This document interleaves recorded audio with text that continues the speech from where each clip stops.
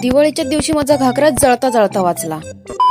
तर जसं की काल होतं लक्ष्मीपूजन, सो त्याची तयारी तोरण बनवत होती, पप्पा तोरण बांधत होते। म्हणलं यांचं चाललंय तोपर्यंत आपण फटाके घेऊन येऊया, म्हणून पटकन खाली गेली आणि फटाके घेऊन आली। घरी आल्यावर लगेच माझी शोधाशोध चालू झाली होती, बिकॉज लक्ष्मीपूजनासाठी कोणती साडी घालायची हेच ठरलं नव्हतं अजूनपर्यंत। मग ते ठरलं आणि त्याच्यानंतर रांगोळी काढायला घेतली। म्हणलं इथं आम्ही सकाळपासून काम करतोय आणि हा इथं फटाके वाजवत बसला, मला हे बघवतच नव्हतं, त्याच्यामुळे मी त्याला सुद्धा कामाला घेतलं।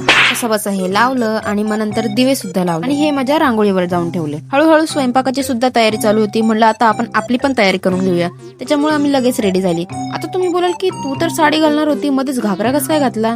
अर्ध्या तासापूर्वी जे मी दिवे रांगोळीवर ठेवले होते ते पूर्ण प्लास्टिकचे दिवे जळाले होते आणि त्याच्यामुळे पूर्ण रांगोळी सुद्धा खराब झाली होती आणि हे बघून तर माझा सगळा मूड खराब झाला होता। त्याच्यामुळे म्हणलं जाऊ दे, आता साडी बिडी नाही नेसत, जे आहे तेच घालते। मग मी पूजेची तयारी करत होती, म्हणलं आता जरा फटाके वाजून घेऊया।